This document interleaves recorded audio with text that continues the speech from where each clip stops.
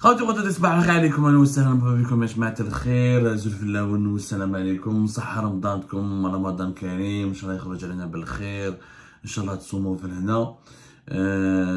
Tous mes vœux de bonheur, de prospérité, de félicité, d'épanouissement et de joie pour ce ramadan à l'ensemble des musulmans du monde entier et particulièrement à nos compatriotes, nos sœurs algériennes, nos frères algériens, qu'ils soient établis sur le territoire national ou qu'ils soient établis à l'étranger à travers ce vaste monde que nous essayons d'explorer ensemble chaque jour en essayant d'offrir à notre pays, cette chère Algérie, des perspectives et des nouveaux horizons d'ouverture qui sont tant nécessaires pour son développement. Alors, on va commencer ce ramadan par une prise de conscience que nous allons saluer. Enfin, il y a de cela 4 ans, depuis 2020, nous étions pratiquement les seuls, ou parmi les seuls journalistes et parmi les seuls médias à faire de la critique, à remettre en cause le fonctionnement actuel du régime, à mettre en garde contre les conséquences désastreuses des bêtises produites par des bêtises des dirigeants algériens du régime Tebboune. On a toujours dit que le nouveau régime post-Bouteflika ou la post-Hirak n'était pas à la hauteur des attentes, n'était pas à la hauteur des enjeux du développement de l'Algérie, que le pays va souffrir de ce nouveau régime, qui est un régime basé sur l'incompétence, sur le clanisme, sur la vengeance, sur la brutalité, sur la répression, sur la persécution, que ces pratiques qui ont été l'instrumentalisation politique de la justice et que ces pratiques vont conduire l'Algérie à une impasse et que vous allez voir d'ici la fin du mandat de Tebboune en 2024, on va se retrouver avec une situation politique, économique et socio-économique extrêmement difficile et dangereuse pour le pays. J'étais le seul à le dire pendant ces 4 dernières années. Et bien aujourd'hui, il se trouve que des personnalités politiques se réveillent et commencent à dire le même discours ou à reproduire notre discours et commencent à rejoindre notre camp. C'est quoi? On n'a pas le camp, pas le clan. Il y a une différence entre le clan et le camp. Le clan, c'est un regroupement d'individus et de personnalités mus par des intérêts mercantiles, personnels et pour des considérations mercantiles, individualistes, alors que le camp, c'est un regroupement de personnes qui ont une certaine idéologie, des valeurs morales, une certaine perception du monde et qui défendent un projet et qui sont un projet qui est au service de l'intérêt général du pays. Rien la différence entre le camp et le clan. Là, nous sommes le camp du changement. Le camp du changement, c'est-à-dire nous avons été depuis 2020 parmi les rares voix qui ont mis en garde contre les dérives de cette nouvelle Algérie, des dérives autoritaires, brutales, des dérives individualistes, des dérives égoïstes. On a toujours dit que la brutalité, la violence dans laquelle cette nouvelle Algérie est née, dans la vengeance, dans le déboulonnement de l'ancien système, dans le nihilisme et la radicalité, c'est extrêmement préjudiciable pour l'avenir du pays. Nous y sommes aujourd'hui, 2 personnalités politiques en une semaine sont montées au créneau pour adresser des critiques très sévères au régime de Tebboune, des critiques à peine déguisées et qui évoquent les enjeux des élections présidentielles de décembre 2024. D'abord, Sofiane Djilali qui s'est exprimé plus qu'on à Al-Watan. Sofiane Djilali après tant de silence. Sofiane Djilali le 10 mars 2024, donc hier, son interview sur Al-Watan a été publiée. Sofiane Djilali, je rappelle, en 2021, il s'est beaucoup rapproché du régime Tebboune. En 2022, il a même essayé de le soutenir. En 2023, il espérait même qu'il allait peut-être faire partie du gouvernement. Il a été rapidement éjecté par le système Tebboune et Sofiane Djilali a vite compris que le système Tebboune n'est pas inclusif, ne cherche pas à partager le pouvoir, ne cherche pas à construire une nouvelle Algérie. Il veut juste au contraire monopoliser le pouvoir, brutaliser l'Algérie, la dominer. Il a pris beaucoup de ses distances, il a même disparu des radars. Et le voilà maintenant dans une interview au Watan qui fait le constat amer de la situation actuelle dans notre pays. Un pays paralysé, paralysés, immobiles, de plus en plus pauvres, répression et persécution ont totalement anesthésié la société algérienne. Il a parlé des élections présidentielles, il a dit qu'il a effectivement des ambitions personnelles, mais que sa participation aux élections n'a pas été encore tranchée, que son parti Jadid n'a pas encore décidé, mais ceci dit, par honnêteté, il a reconnu que la situation du pays, elle est extrêmement inquiétante. Il a parlé de société civile qui est infiodée, artificielle et très fragile, des médias qui sont inhibés et largement stérilisés. Et ensuite, il a dit qui est responsable de cette situation. Notre système politique, a-t-il répondu, a été conçu avec le souci premier de sa propre sécurité. Il a parlé de changement de système. Grâce à Sofiane Djilali s'est réveillé, il parle de changement de système, il a dit qu'il faut vraiment penser à quelque chose de nouveau, un système politique qui offre la sécurité et la stabilité, mais en même temps qu'il soit capable d'intégrer de nouvelles énergies, de nouvelles idées. Donc, il parle directement de changement, il a dit que l'Algérie a besoin d'un grand bol d'oxygène. Après le Hirak, la société bouillonnait de créativité, d'ambition, légitime et de rêve. Peu à peu, tout s'est érodé. Les bonnes volontés ont été dissuadées, les vieux réflexes ont refait surface. Donc le bilan, il est clair pour M. Sofiane Djilali. Il reconnaît Ajma'a, depuis l'Algérie post-Hirak est une Algérie qui est décevante, qui est alarmante, qui est immobile. Il a même appelé à l'ouverture du champ médiatique pour aider les Algériens à reprendre confiance. Et regardez ce qu'il a dit. Il a critiqué clairement le bilan de Tebboune. C'est la première fois que quand même Sofiane Djilali a critiqué Tebboune, alors qu'en 2022 il l'a rencontré.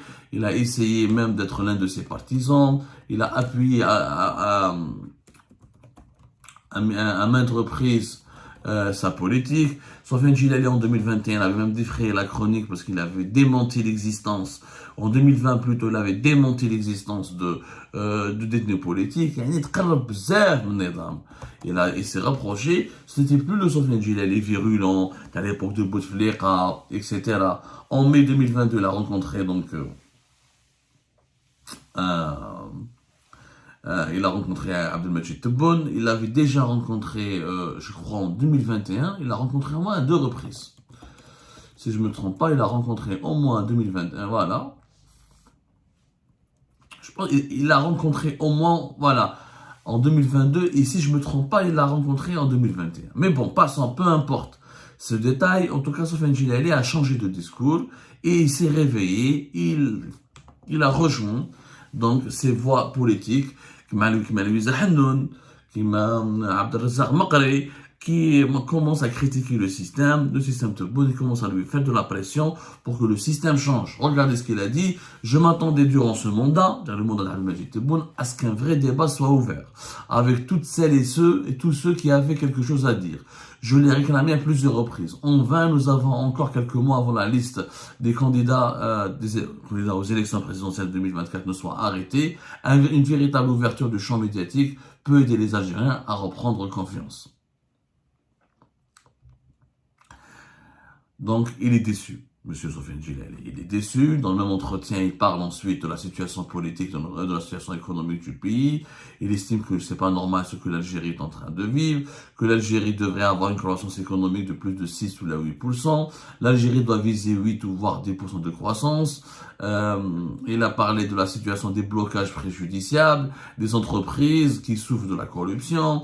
Il a parlé de l'instrumentalisation de la justice, l'implication de la justice, dit-il dans cet entretien, avec des sanctions dépassant l'entêtement des actes économiques est un très mauvais signal. Cela touche rarement les gestionnaires des fonds publics de grande importance. Par contre, les petits opérateurs privés non protégés sont durement réprimés par des préjudices limités. Pour des préjudices limités. Il a une vision très critique. Maintenant, ça intervient quelques jours avant, le 6 mars 2024, il faut absolument voir cet entretien. Sidi Ahmed Ghazali, l'ancien chef du gouvernement, l'ancien PDG de Sonatrach, l'un des personnages les plus emblématiques du régime algérien, Sidi Ahmed Ghazali qui est âgé aujourd'hui de 86 ans, mais qui a gardé toute sa lucidité. On peut ne pas aimer l'homme, on peut le critiquer, il est critiquable, il a fait des erreurs, il est même très critiquable, mais on ne peut pas dénier sa compétence, on ne peut pas nier sa compétence, sa capacité à cerner les problèmes de l'Algérie et son rôle important dans la construction de l'État algérien. Il faut voir cette interview qu'il a accordée à Berber TV, menée par Ali Bourlef, notre confrère Ali Bourlef, qui malgré les divergences qui nous opposent, je ne peux que saluer ses qualités de journaliste. Il est l'un des rares journalistes encore en Algérie qui essaie de faire du travail de journalisme. Donc, Mazid Ahmed Ghazali fait Berber Télévision. Je vous l'interview du 10 mars.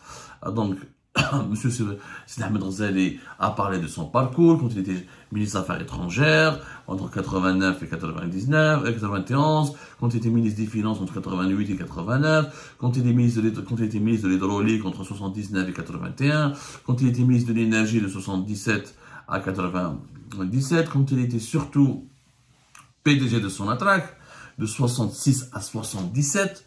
Il a donné, je vous l'interview de Sidi Ahmed Ghazali est une critique magistrale. Sidi Ahmed Ghazali, il est très fin. On peut ne pas l'aimer cet homme, on peut ne pas l'apprécier, mais on ne peut pas ne pas reconnaître sa finesse, sa classe et sa pertinence. La vidéo, l'interview les Darham à Berber Télévision, une vidéo d'après mes informations qui a été raccourcie parce qu'ils ont parlé pendant 2 heures. Au moins, voire plus. Ensuite, beaucoup de ces propos ont été raccourcis, ils ont fait un montage qui a donné finalement un produit final, qui a donné finalement un contenu final de 1h19 minutes. Mais pendant 2 heures, même pendant ces 1h19 minutes, Sidi Ahmed Ghazali a fait une autopsie du système Tebboune. Il était très intelligent, il n'a pas critiqué, il n'a pas remis en cause Tebboune directement, frontalement. Il s'est attaqué à lui de la façon la plus intelligente, en le comparant à Boumediene.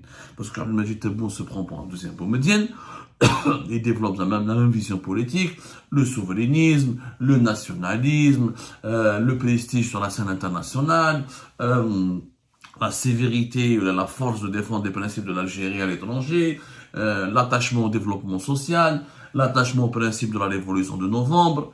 Et Sidi Ahmed Ghazali a répondu à Abdelmajid Tebboune, lui a donné une véritable leçon politique en le comparant à Boumediene. D'abord, qu'est-ce qu'il a dit Sidi Ahmed Ghazali? Boumediene, il avait une capacité d'écoute. Boumediene, il écoutait. Et surtout, il protégeait les cadres, il écoutait les cadres et les intellectuels, il protégeait les cadres compétents. Il a raconté son expérience avec Boumediene, comment Boumediene l'écoutait, comment il arrivait à convaincre Boumediene, comment quand Boumediene acceptait la contradiction, acceptait la remise en cause, comment Boumediene était en train de suivre les projets, cette capacité d'écoute. Mais regardez, c'est regardez comment les cadres de Sonatrach sont traités aujourd'hui. Comment, à l'époque de Boumediene, comment nous les cadres, on était protégés, on était valorisés, on était écoutés, même quand on était punis, on n'a jamais été humiliés. Alors qu'aujourd'hui, comme il a dit Sidi Ahmed Ghazali, vous avez eu un PDG de Sonatrach, une image triste, en 2021 ou 2021, oui, Oued Qaddour, parmi les plus emblématiques quand même, Abdelmamoun Oued Qaddour, parmi les plus emblématiques PDG de Sonatrach, il a été Hagdek, Armaouah Meskin, Hatofi l'aéroport, un certain 4 août 2021, photographié comme une bête de sein, des menottes au poing. Jamais cela n'aurait pu se produire à l'époque de Boumediene. Jamais. Il leur a dit que regardez le nombre de cadres qui ont été emprisonnés. Ça n'a jamais eu lieu à l'époque de Boumediene. Alors que Boumediene était plus dictateur que Tebboune, était même plus ferme. Il n'y avait pratiquement aucune forme de contre-pouvoir. Il n'y avait aucune forme constitutionnelle ou politique de partage du pouvoir. Mais ma kanch haggar. Boumediene était un dictateur, mais ma kanch haggar. Tebboune était un dictateur haggar. Et en plus, il n'écoute pas. Il est entouré d'incompétents. Alors que Boumediene a été entouré de personnes compétentes. C'est pour ça que l'État algérien s'est construit. Ou Sidi Ahmed Ghazali, dans cette émission à Berber TV, il a parlé des acquis de l'Algérie. Comment l'Algérie a nationalisé les hydrocarbures, comment la construction naturelle, comment elle a lancé des projets industriels, comment elle est devenue une voix qui compte à l'étranger. Alors qu'aujourd'hui, elle n'est plus écoutée. Elle n'est plus écoutée. C'est vraiment, il faut voir ce que Sidi Ahmed Ghazali a fait sur Berber Télévision. Un exercice politique d'une grande intelligence, en faisant des comparaisons très pertinente, puisqu'aujourd'hui on parle d'une nouvelle Algérie, d'une Algérie qui veut retrouver son prestige, sa grandeur, la grandeur et le prestige généralement de l'Algérie. On nous renvoie vers l'époque de Moubedine, qui était l'Algérie influente, l'Algérie rayonnante, mais l'Algérie était influente et rayonnante pourquoi? Parce qu'il y avait un système politique qui se tenait, qui était conscient de ses limites, mais qui était conscient de ses ambitions, qui avait un projet, et surtout qui fonctionnait avec des compétences, où les compétences étaient protégées. Pas comme aujourd'hui, comme le dit Sidi Ahmed Ghazali, où les gens ne finissaient pas en prison lorsqu'ils contredisaient le président, ou lorsqu'ils avaient des idées différentes de ses conseillers. À l'époque de Moumedine, on cherchait la compétence. On faisait la promotion de la compétence. On n'avait qu'une seule ambition, comme le disait Sidi Ahmed Ghazali et Berber Télévision, servir l'État algérien d'abord. Or, aujourd'hui, on ne veut pas servir l'État algérien, on veut servir le système. Il y a une différence entre le système et l'État. L'État, c'est les institutions qui veillent sur la défense et la promotion de l'intérêt général et le développement du pays. Le système, c'est un groupe d'intérêts et de lobbies qui est composé de personnes et pas d'institutions et qui défend uniquement et qui cherche uniquement à se maintenir au pouvoir et à assurer sa survie au détriment de l'intérêt général du pays et sans forcément aboutir au développement du pays. Ah, il y a la différence entre le système et l'État. Aussi, ça donne une grande leçon entre ce qui s'est passé hier et ce qui se passe aujourd'hui. Et il a décrit, il a établi un parallèle entre le système actuel Tebboune et le système de Moumedine. Système Tebboune privé de compétences, isolé, les compétences qui le fuient, il emprisonne à tort et à travers les gens, il n'écoute personne, il est aveuglé par ses certitudes. Tout le contraire de Moumedine, qui était un dictateur, certes, mais qui n'était pas aveuglé par ses certitudes, qui acceptait d'écouter, qui se remettait en cause, qui prenait des décisions en se basant sur des données, sur des études faites par des experts, des expertises, et qui partageait finalement ce pouvoir avec les compétences, les éminences grises du pays, et qui se préoccupait d'abord du développement du pays, et non pas de son maintien au pouvoir. Allez revoir. Ce que donc Sidi Ahmed Ghazali, allez voir cette interview. Tebboune ne peut pas du tout prétendre, il n'arrive même pas à la cheville de Moumedine finalement, c'est ce que vous voulez dire. Donc Sidi Ahmed Ghazali, c'est ce qu'on peut lire entre les lignes. Sofiane Djilali qui dresse un bilan implacable de la situation politique et économique du pays, un bilan extrêmement mauvais et inquiétant pour l'avenir du pays, et qui est donc prêt à participer aux élections présidentielles si les garanties de sa transparence et de sa crédibilité lui sont fournies. Une prise de conscience a commencé. Tout le monde prend conscience maintenant du bilan extrêmement mauvais et de la situation inquiétante de l'Algérie et de la nécessité d'un changement réel dans la sérénité, dans la tranquillité, avec d'un changement conduit par des compétences, par des personnalités sincères, par des personnes sincères, mais surtout qui veulent servir l'État algérien, pas servir leur clan ou leur personne ou leur ego.